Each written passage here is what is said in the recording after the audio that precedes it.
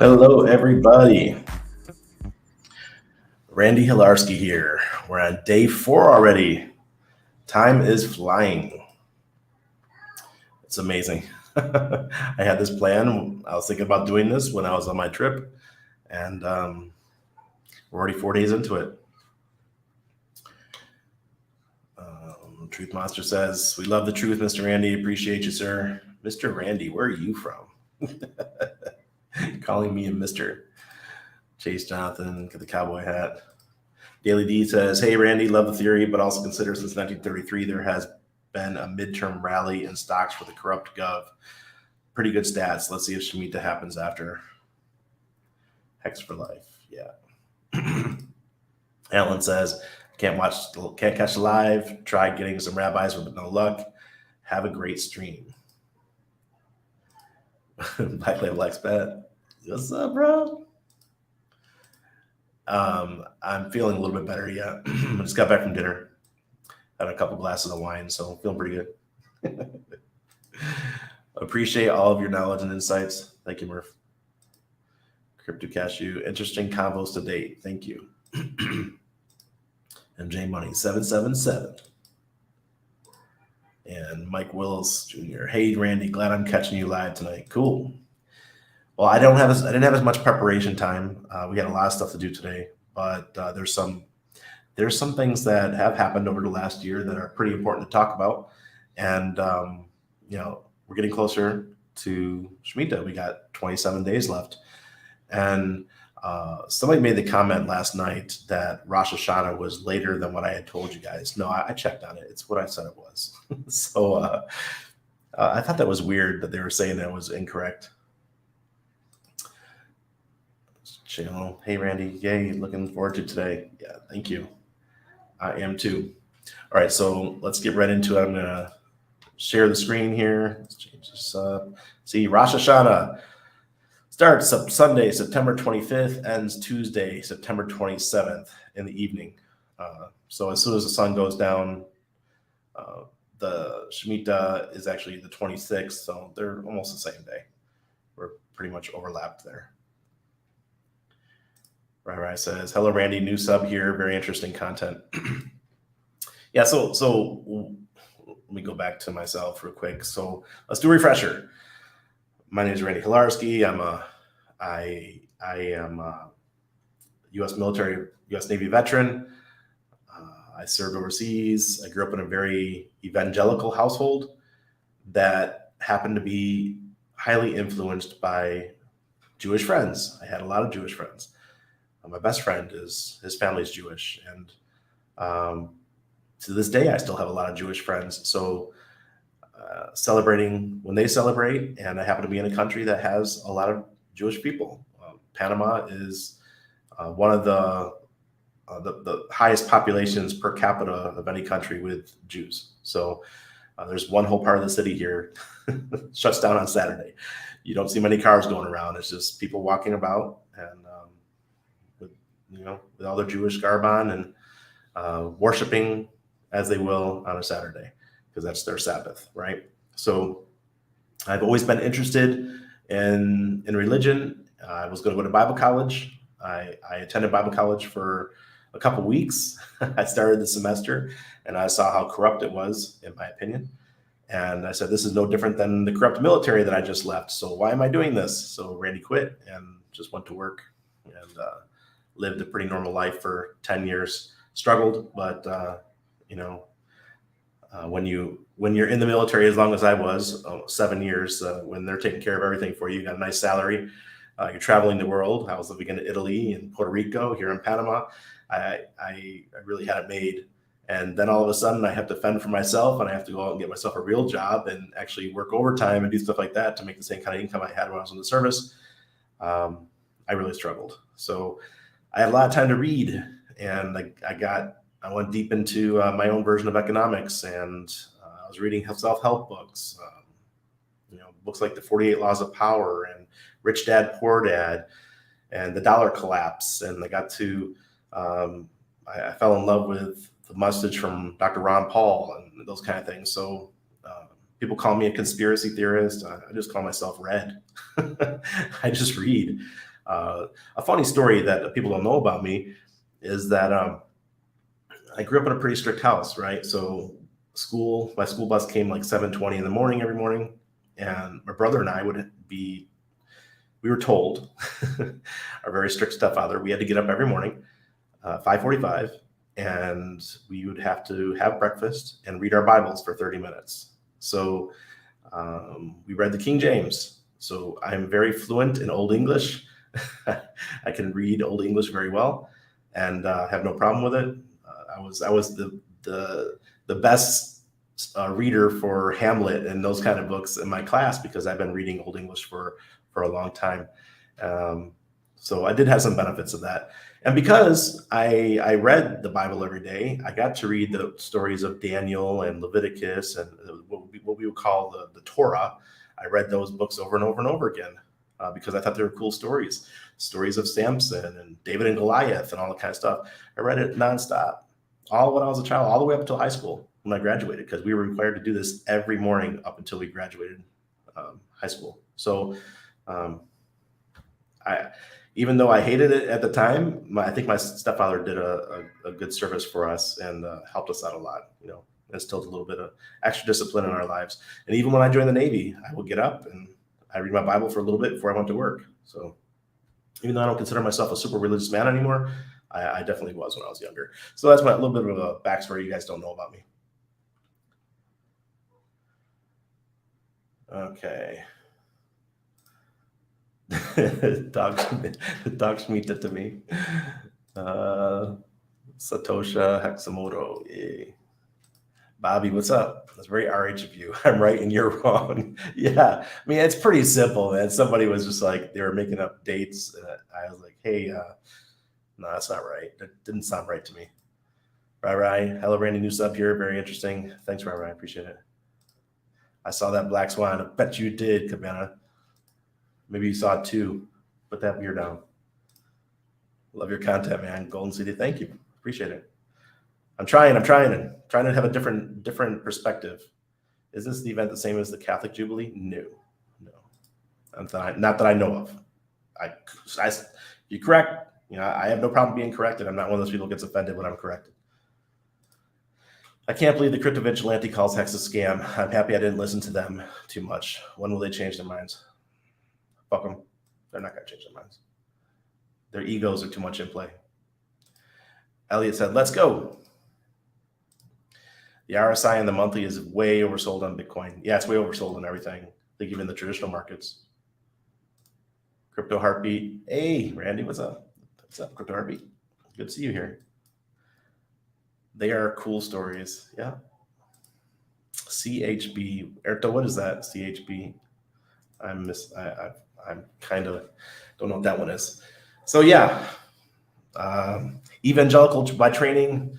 Went to Bible college. For those of you guys, Crypto Heartbeat might know it. I went to World Harvest Bible College in Columbus, Ohio. Pastor Rod Parsley. For those of you guys who don't know who Pastor Rod Parsley was, he's really big in the 90s for like on TV and stuff.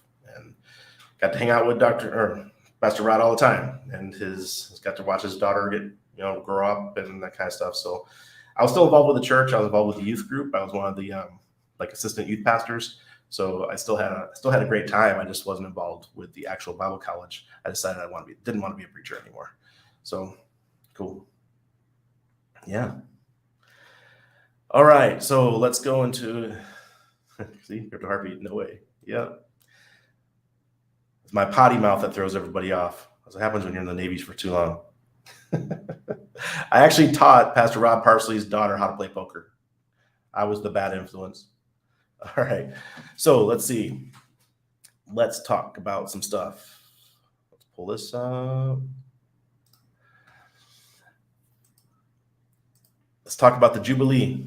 So last time we were discussing the Jubilee and how the 50th year, there's the seventh of the seventh year of 7 years, which is 49. And then the year after that, it's called the Jubilee year. There is arguments of if that's proper. Some people believe it's still this year that we're in right now, this Shemitah year is Jubilee, but the majority think that it's the 50th year, which is next year. So starting on day 5273 of the Hebrew year is going to be, or 5274, I believe, is going to be the start of the Jubilee year. So what is the Jubilee? It is the year at the end of 7 cycles of Shemitah, and according to biblical regulations has a special impact on the ownership and management of land in the land of Israel. Hebrew slaves and prisoners would be freed, debts would be forgiven, and the mercies of God would be particularly manifest. So that's the importance of it. I'll just tell you the origin real quick. This is from Leviticus 25, 8-13. You shall count off 7 Sabbaths of years, 7 times 7 years, and there shall be to you the days of 7 Sabbaths of years, even 49 years. Then you shall sound the loud trumpet on the 10th day of the 7th month. On the Day of Atonement, you shall sound the trumpet throughout all your land. You shall make the 50th year holy and proclaim liberty throughout the land to all inhabitants. It shall be a jubilee to you, and each of you shall return to his own property, and each of you shall return to his family. That 50th year shall be a jubilee to you. In it thou shalt not sow, neither reap that which grows of itself, nor gather from the undressed vines. For it is a jubilee. It shall be holy to you. You shall eat of its increase out of the field. And this year, the Jubilee, each of you shall return to his property. All right, so I won't go any more into what it says on Wikipedia. This is the sounding of the Jubilee trumpet. A lot of Christians believe that the Jubilee year is a sign. A lot of people will believe that this is the sign that the Messiah is coming back. I'm not going down that road because it's a small sect that believe that they can predict the date of the Messiah's return. I'm not playing that game, but a lot of people believe that. All right. So there's a group in Chicago that got together, and they were inspired by what's going on with Shemitah and the Jubilee. And this interfaith group cuts medical debt for 2,000 Chicagoans. So what I was talking about, this stuff happening, I said, let's go back. Let me bring my screen back up so you can see me. Remember I said that whether you believe this stuff or not, there are a large amount of people in the financial world that do believe it. So whether you believe it or not, things are still going to happen. And I'm going to show you a couple things that have happened recently that kind of prove this point. Crypto Harpy says, Jubilee is a proper reset. Yes, and it is coming in like a tidal wave right now. The news is just flowing with all kinds of reset type stuff. What's the story with the lights? Which one? That one? That's the Caja de Oro's bank. But these lights are all my crypto lights. That's Pepe. We got Ethereum, Bitcoin, Pulse chained up there in the corner, and this is my water for making it supposed to make your water good. All right, so let's go back to what I was saying.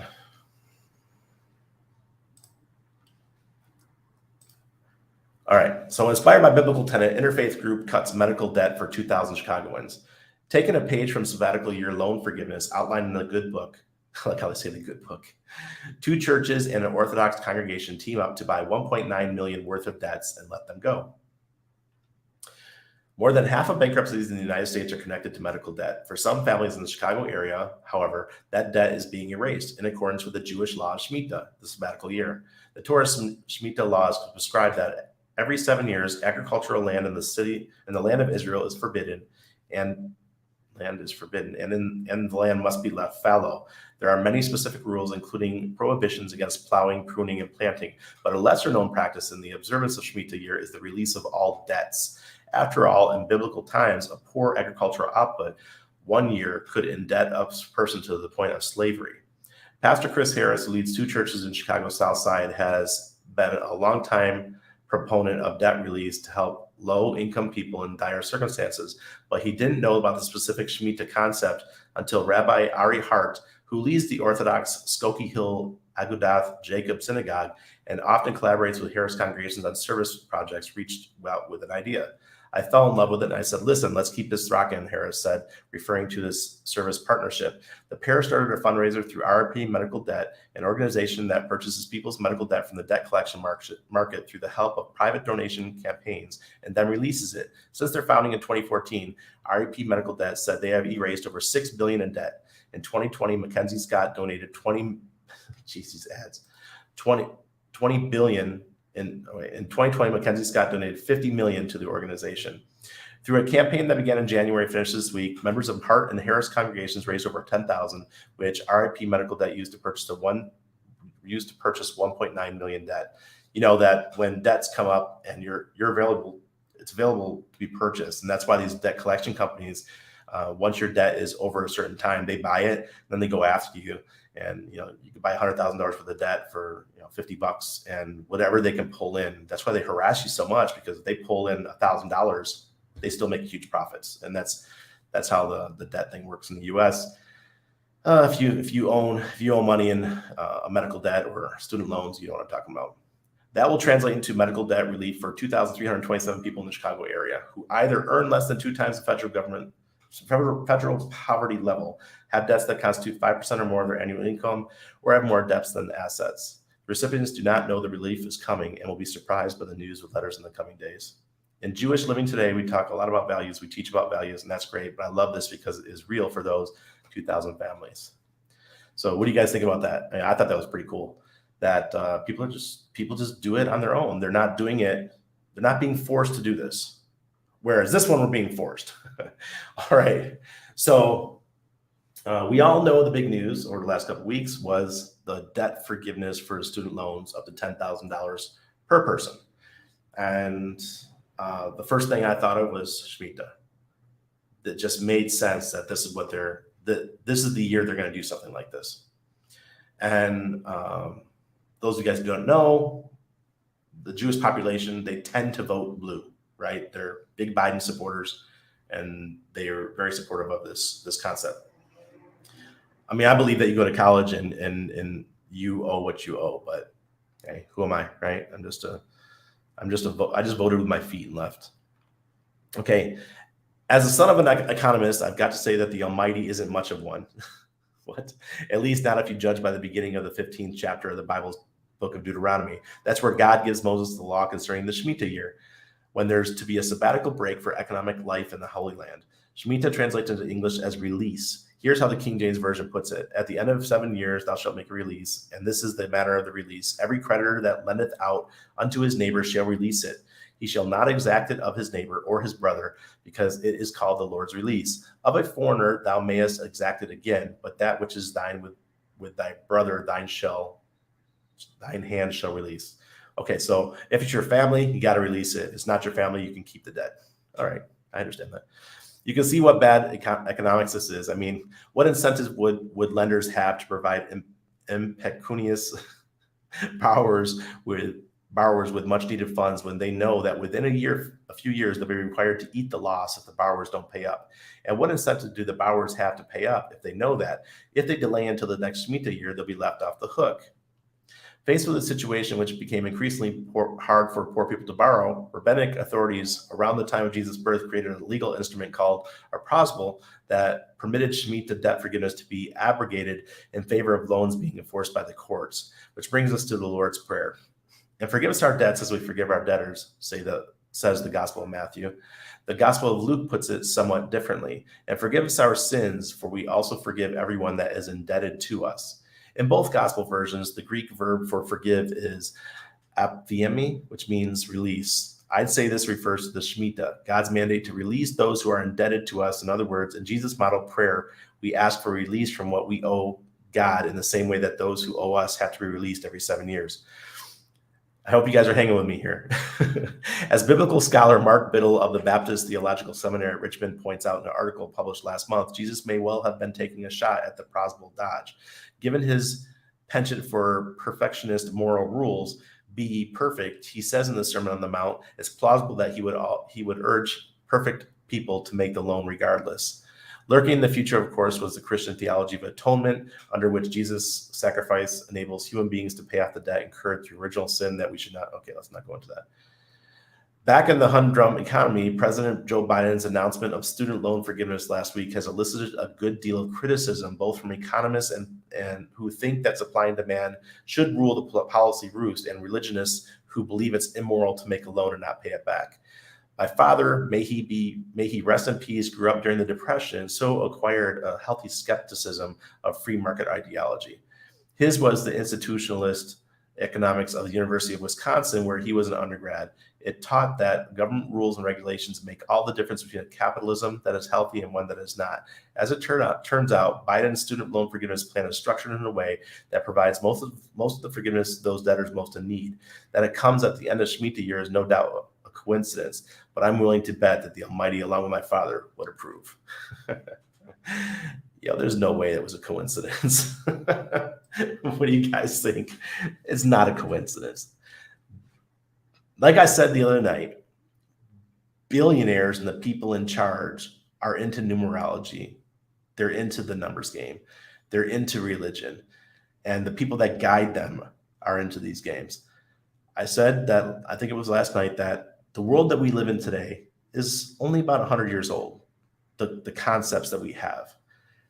The concepts that they lived, that Shemitah comes from, is thousands upon thousands of years old. All right? And those laws are not going anywhere. They are part of tradition. And whether you like it or not, it's going to affect your life. I totally believe that the student loan thing was purposely done because it is a Shemitah year. Oh, here we go. Here we go with the spammers. I don't even know how to do the wrenches, guys. Do I have to do it on YouTube? Or, let's see. No, I don't even know how to do it. I got him though. All right. What's your take on the Pope asking to move financial and liquid assets held in banks other than the IOR must be moved to the Vatican? Come on, guys. This isn't rocket science. They know that the banking system is coming down. It's a house of cards at the moment. Things are going to collapse. They know. They're not dumb. And one of the pillars of the system is the church. Well, the Catholic Church. The system that is over our heads that's trying to stomp on us, in my opinion. I'm sorry if there's any Catholics out there. I was just at the Vatican just 3 weeks ago. I do not like going there. Yeah, tell me how to do the wrenches, guys, because I don't know how to do it.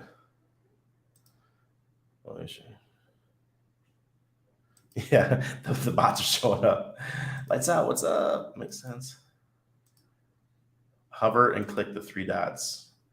Okay, like Cabana. It says put user in timeout or block user. Is this? Can I only do it on the? Can I only do it on YouTube, or can I do it here? Well, thoughts on future regulations hurting pulse chain? No, I'm not worried about. Luca, listen, they are so far behind when it comes to regulation already. I have no idea how they're going to catch up. It's going to take years for them to come in. And they don't want to come after crypto. Crypto's what they want. They want crypto. They want transparency. They want us to have all of our money in crypto. It's easier for them to manage. They've already got the tools. They know where money's going and flowing. The first time you KYC an account, they know your accounts. Okay, you're talking about on YouTube? All right, give me a second here. Let's go to YouTube, because I don't have YouTube open. And I'll go give you guys some wrenches. I don't have YouTube open. All right, now. Da-da-da-da. All right. Lights out. He's there. Giving out wrenches. Yeah. Where's Black Label Expat? He's always here. Black Label, where are you? There you are. All right, cool. Thank you, guys. Thanks for helping me out with that. All right. Got that fixed. Got 4 of you guys. All right. Crypto Cashew, you want one too? All right. Da-da-da-da. I haven't seen you around in a while. Awesome that you're here. Cool. So yeah, I think that that whole game of the student loan debt forgiveness, it just makes sense because it's a Shemitah year. Why not, man? Why not make your Jewish voters happy? Because it's perfect. Crypto community, first time chat, long time listener. Thank you, appreciate it. Yeah, I mean, I wasn't a big live streamer, right? I always live stream with Cabana. I always go on other people's shows. That's just how I did it. You know, being live streaming by yourself is a whole different ball game. You have to prepare. You have to have stuff ready to talk about, those kind of things. Unless you're just a really good free flow talker, like my friend Trevon James. Trevon could get on there and he just bullshits for 2 hours. He just looks at all kinds of stuff. He has his set things that he knows he goes and looks at on every stream, and I'm getting there. Trenton, savage RH, like when we met years ago. Yeah. I'm toning down a little bit. You know, I got banned from Facebook forever. So, but this live stream goes out to LinkedIn, Twitter, and YouTube. I thought about getting the bigger package and set it up going to Odyssey and Float. You know, let it go out there too as well, because that's my fellow libertarian anarchist folks. Rory says, "You back in Panama?" Yes, I am. Been back for a couple weeks. Just got back from dinner. Went out, had a good time with my billionaire buddy. He just flew in and he's handling some stuff. I sold him my old truck so his son could have something to drive when he's here. And you know, he's telling me how things are going. And back in the States, he lives in Cali, Northern Cali, and it's rough, guys. I'm not jealous. I'm not jealous of you guys living in the States right now. It's just too much craziness happening here. It just seems normal. It just seems like life's going on as normal. People struggle financially all the time in Latin America. It's just that Panama has, we have the wealthy and the poor. Is not much of a middle class. And I don't think that's going to change very much. Hear sirens right now. It says, great, let me know if you will stop by. Yep.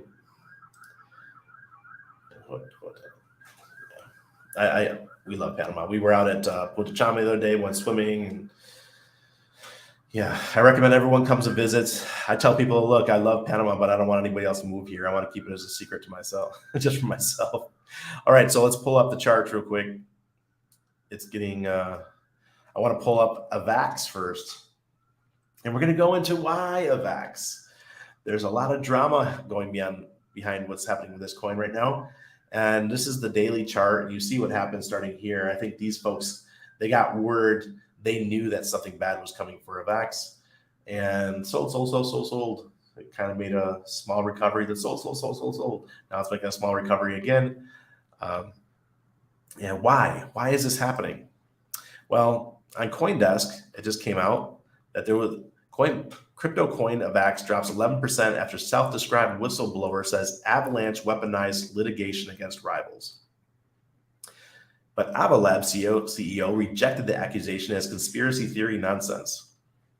The AVAX token dropped to its lowest price since July 13th on Monday after a self-described whistleblower website accused that Avalabs, the company behind the Avalanche blockchain, paid lawyers to hurt competitors and keep regulators at bay. Come on, guys. Dude. I don't care what anybody says. This stuff happens all the time, especially in the US. It is so common to own a business there, and then somebody who's bigger than you, they can just sue you and get you just buried in legal paperwork all day long, every day, and bankrupt you until you're out of business. This is common practice in a litigious society like the United States. We can reveal that the pact directs Roche Friedman and their leader, Kyle Roche, to use the American legal system gangster style to attack and harm crypto organizations and projects that might compete with Avalabs or Avalanche in some way. Number 2, sue crypto industry actors generally with the aim of creating magnets for regulators such as the SEC and CFTC that distract them from the highly commercial nature of Avalanche and the Avalanche blockchain. And 3, secretly pursue Emin Gunsider's personal vendettas against individuals. All right, so let's go back to what happened to the chart. This came out and boom, it was all over Twitter today. And I was like, oh man, why is Avalanche trending? Well, now we know why it's trending. So what do you guys think about what happened today? It's getting ugly out there. Screen isn't shared? Oh shit, okay. I know why. Right there. That was the article. All right. So this is what happened with Avalanche. It had an avalanche. Nasty.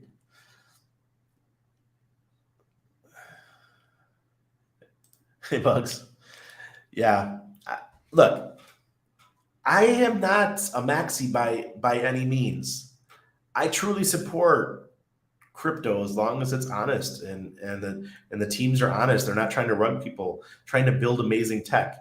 And I thought Avalanche was one of those. I thought that they were on the straight and narrow, but I've never owned a product on Avalanche. I have friends here in Panama that use it to get yield, and they use it to generate more USDC for themselves.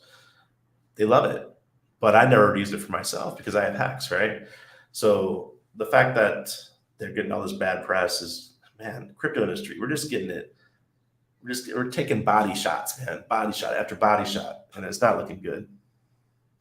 The irony of the Avalanche chart, exactly. It's a really bad look for them. And let's go to Avalanche on Lunar Crush. And right here, we see when the news came out, right about here, and it's just boom, just getting the smackdown. All right. Let's look at their social mentions, though. This is what I was impressed with. Their social mentions, which is this orange line, has really picked up.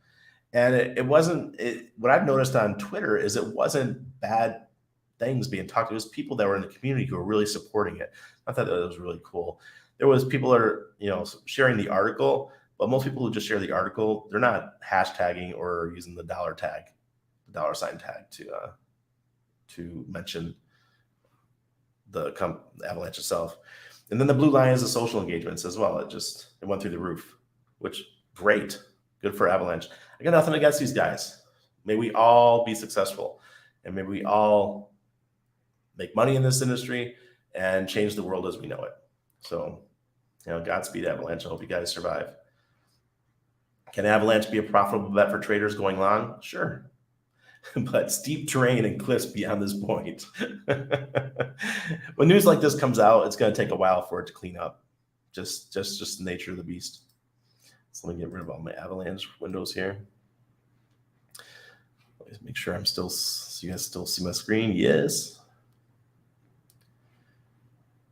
And I'm going to switch now to good old Senor Bitcoin. This is the weekly chart. We still have that green on the weekly. We haven't fallen off the cliff yet. Go to the monthly. Still sell. We have not turned around yet. Look at that. Look at that volume. Yeah. If we didn't fall off the cliff with that kind of volume, it makes you wonder. There's people that still believe we haven't capitulated yet. There's people are still holding strong. They're like, people sell, people are buying it right back.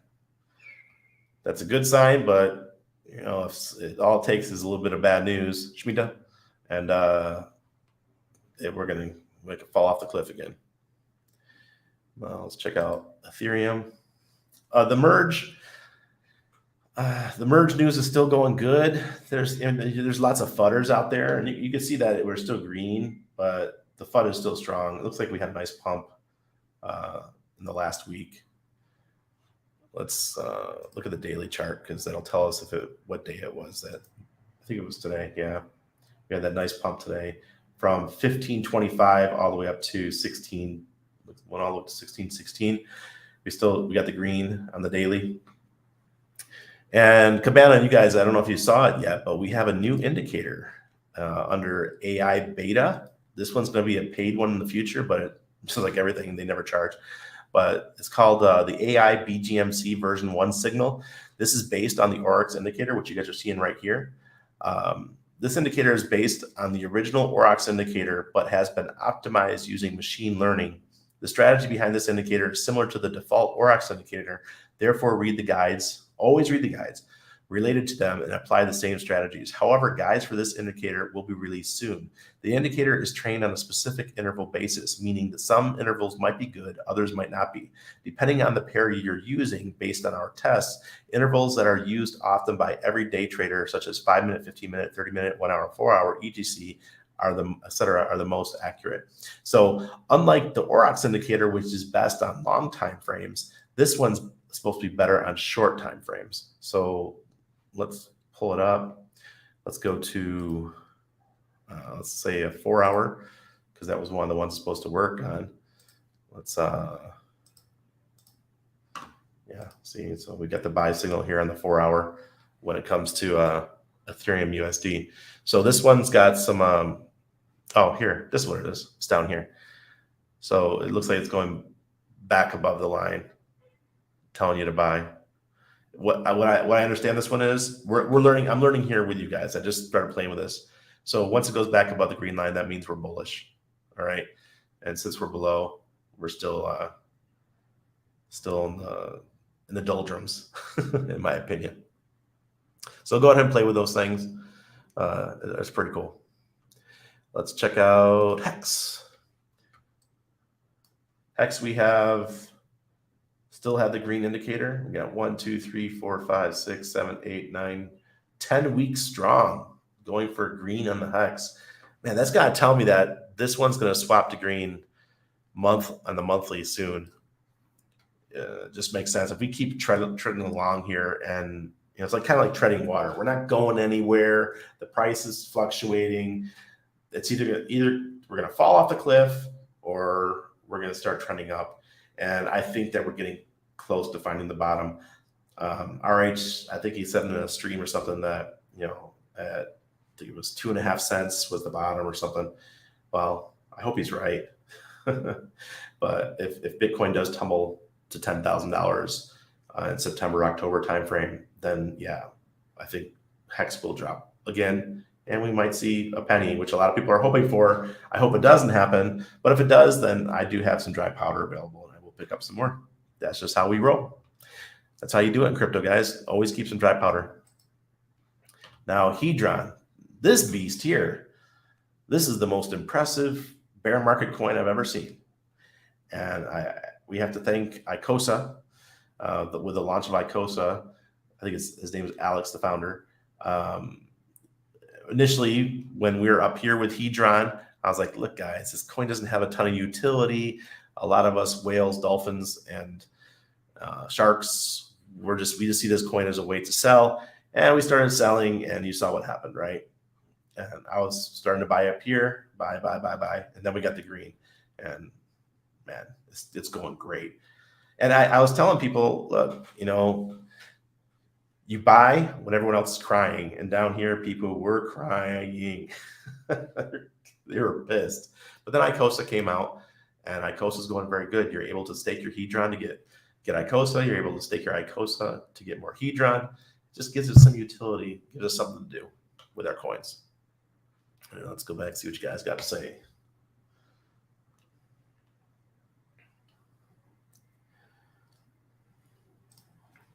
I didn't know what was happening in crypto. Oh, God. I sacrificed a bunch of AVAX for PulseX. Well, I hope that the OA got rid of it because they're down a bunch too. A lot of people are saying AVAX from my experience, are doing AVAX from my experience. Yeah, I have a lot of friends that like AVAX. I never played with it though. How is Hedron looking in chart? I just showed it to you, so you saw that, right? Hedron's still looking good. Market Liberator is a good indicator. A subscription is on a donation of your choice. Okay. Is that in God? What's the competition to Aurochs? Trading View? Is that a Trading View indicator? Macro needs to be observed now more than ever in crypto history. Yeah, there's okay. Let's speak to that. Here, let's get out of this chart. Let's speak to that. Macro. Because crypto is crossing that threshold of being obscure, crazy libertarians, anarchists, people who wanted to, end the Fed like me, to then people who want to capitalize on crypto, make money with it. You had a lot of capitalists come in, say 2016, 2017, and now 2018, 2019, it was another bear market. And then 2020 brought in a lot of new people, DeFi and NFTs brought a ton of new types of people to crypto. And they're totally different than the types of people that were in when I got in. Like when RH got in, you had to be a real tech geek, right? And you're just middle finger to the government because, Silk Road and all that kind of stuff. And I was the next generation right after Silk Road. So it's been a big change. And we're getting more and more mainstream as we go. So yes, macro is going to be important. We have to pay attention to everything that's going on around us. Excuse me, it's getting kind of nuts out there. Yes, Alex is a genius. I love it. I love it. Boring action is good for accumulation. Yes, it is. That 38, yeah, that wall. We're sitting right at 368 right now. 50 is 368. Is the hedron that I used to buy the HSIs burned? I can't remember. I think anything you do an action, anytime you do an action, your HSIs are burned. Yes, the auction. Whenever you do the auction and you use the hedron, it's burned. Yep. Your kid's favorite coin, Maximus, has new coins minting in the coming days. Hex, Hedron, Maxi, ecosystem. Oh my God. Pure fire. Pure fire. We got money coming in all over the place, guys. All over the place. I sat there with my buddy tonight, and they have a ton of Hex, but they just got sitting in their wallet. I'm like, come on, how many times do I have to tell you guys it needs to be staked? I mean, they've had it sitting there for 9 months.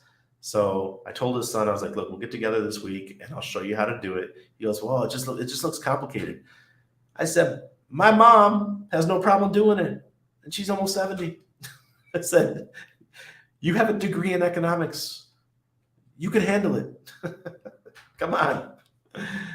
Oh, man. Hey, I bought up a bunch I was the guy buying up a bunch of ICOs on the first couple of days, and I was staking them. So I'm getting a nice amount of hedron every day. It's pretty cool.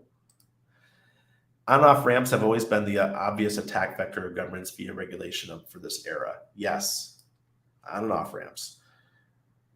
Whatever happened with that on-ramp that RH was tweeting about a couple of weeks ago? Somebody said it stopped working. I don't have to ever use those things because I live in a nice place that allows me to do whatever I want with my money. But there was one that RH was saying worked well, and someone said it stopped working. Best play in the next month, perpetuals, Hex, or hedron. What is perpetuals? I don't know what that is. Sorry, Satoshi Hatsumoto. Ivan says, yes, that one he was talking about was on TradingView. It's in competition with Market Cipher. Oh, okay, all right. Thanks, lights out. Those auctions will be wild. Yes, they will. And for those of you guys who do not know why the price of hedron is going up, it's because in just 78 days or something like that, or 75 days, we have our first large amount of HSI stakes becoming available on the auction marketplace. I have a few that are going to be available for auction. Will I bid? I don't really care, but because I got enough money out of them. Right, my ICOSA that I got from burning the HSI is more than making up, and my hedron that I get for those is more than making up for the amount of money that I originally had spent on those hex stakes. So it's up to you guys whether you want to do it or not. But depends if I want to keep my hedron or if I want to sell it. Okay, let me see. Should have clarified Maximus ecosystem perpetuals. Ah, okay. All right. That's what you're talking about. All right. Perpetuals are all the different ways that the Maximus guys are coming up with for staking their tokens. It's just so many. The amount of stuff that's being built around Hex just blows my mind. If you are new to crypto, if you are new to what we do, own Hex, stake Hex. Forget about all the other fluff. Just stake your Hex, and then start learning. And if you want to, you can stake your Hex on Hedron. If you want to stake at 55.55, but you're worried that you'll never be able to access it, you can actually do what's called an HSI stake on Hedron. Do 55.55. Then if you want to, you can mint it as an NFT and sell it. That's an option. The reason why I don't do that, and I'm not going to do it anymore, is because I have weak hands. Look what I did when Icosa came out. Sell. I got my Icosa. So all those HSI stakes that I had, man, I burned those things. Like, I couldn't wait till Icosa came out. Weak hands. Randy's got weak hands. That's why I like Hex. I looked at Maxi today on Nomics, and they had an error showing a 5,000 uptick, 5,000% uptick. I was like, oh boy. Then I checked another CoinRanker site, and it was deflated. Yeah, that happens. That happens a lot, actually. I use FTX on my phone, and that happens a lot with the FTX app. Or at least it used to happen a lot in the past. I haven't seen it happen lately. Lights out. It's like, I can't wait for the auctions. Yeah, man, you're going to take all that freshly minted Hedron and go buy yourself some stakes. Perpetuals are the new Maxi products launched soon. Yes, they are. Yeah, Simplex is still working. Okay, Simplex is the one that RH was mentioning as an on-ramp. Yeah, I think it's pretty hefty fees to get in, but you can bypass Coinbase.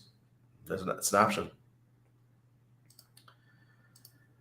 These are all the names: Teambase, Deci, and Lucky of all the perpetuals. Simplex. So do you think that to go in for Hex now, even when I still haven't is the way? Yeah, I mean, I just sat down, had dinner with a billionaire a couple hours ago, and he's like, Randy, what do I buy? I said, look, you guys haven't even staked your Hex yet. Just buy more Hex. That's it. Get the double on Pulse Chain. I will help you guys stake. That's it. Period. And like I said, since these guys don't sell their stuff anyways, I might as well just have them do HSI stakes on Hedron, because it's so easy. If they do ever need to get out, they can get out pretty easily. So it's just the for people that are older, I think the Hedron ones work really well. Also Maxi works good too. Like, I got my barber, he's 70 something years old. I got him into Maxi on launch day. He's loving me. Every time he sees me, Randy, he's from Uruguay. He's like, Randy, gracias amigo. Okay, so you think, yep. I'm like, hi, Marion. Yep. Funding Jim is friends with and recommends Trust Token, not available in Texas and New York. Trust Token. I don't know what that is. I mean, I remember some Trust Tokens back in the day, but I don't recall what it is. Hex stakes, print them daily Hedron too. Exactly. That's why I like them. Okay, so the question I always had, and maybe I should have Alex on sometime, is what happens when there's airdrops? What happens when there's airdrops to Hex stakes? Do the HSIs get them as well? Probably not. So that's another reason to just do the traditional Hex stake, in my opinion. Arbitrum, I set up an account, but I never used it. Interesting. Yeah, I have it because one of the projects that I worked with to help was Connect Financial. Connect Financial, when they swapped from Ethereum to Arbitrum. And I set up an account, but I never actually did any transactions. Okay, we can talk about it. We need a little help with it. Torero coin. Okay, yeah, I don't know that one. All right, guys. So yeah, that's about all I have tonight. Like I said, I had a couple glasses of wine, and I'm still feeling under the weather. Anna's starting to feel better. Oh, Franklin, good question, buddy. Randy, what do you think about the Illuvium game? I never knew anything about it, and I just saw a TikTok video about it yesterday. I swear to God, I've got it on my FTX now. I'm tracking it. I'm watching this thing. It was like $79 a coin. They've got a whole bunch of developers working on this game. This is a big deal. I hope maybe they'll come to Pulse Chain or something. I don't know. But wow, yeah, I'm very interested. I'm not into the whole game stuff, but these guys are dead serious. This is going to be a huge deal, I think. And it's taken them years to build it too. Hex FTW trust token by Stanford grad gets minted 1-to-1 right when you wire ACH, etc. the money, and they offer some other fluff. So they basically act like a quick escrow style. Okay, all right, that makes sense. That's cool. I don't mind that. There's a bank in California, Silverton or something like that. They also have a similar service for you have to set up an account with them through a corporation, and they'll do that for you too. I'm not sure what qualifies, but worth looking into it. There was another one that for those of us who had Staker app, the Safe token. I wonder did anybody get that airdrop and complete it and get their money yet? Frank says, "Bro, this game seems different." Exactly. That's what triggered me. I'm not a game guy. I'm not at all. Like my friend Arcane Bear, he's big into games. It's all he talks about. Now he's focused on that stuff. And then I saw this, and something happened in my brain. Like, this is important. This is going to be a big deal. Yeah, check it out. Illuvium. All right, guys, I'm going to wrap it up. Thank you so much. I promise I'll be more prepared with the subject tomorrow night. But yeah, I had such a great night tonight. That steak was good. All right. Thanks so much. And I hope to, I hope to keep bringing you guys knowledge, and we'll get some guests on too. I got Cindy Zimmerman. She wants to come on, former Celsius employee. She wants to come on and talk. So let's see what she has to say. I've got other friends too. And if any of my Hexagon friends want to come on, just let me know. It'll make it interesting. Thanks, Liza. I appreciate it, brother. Ciao, guys. Ciao, Ray.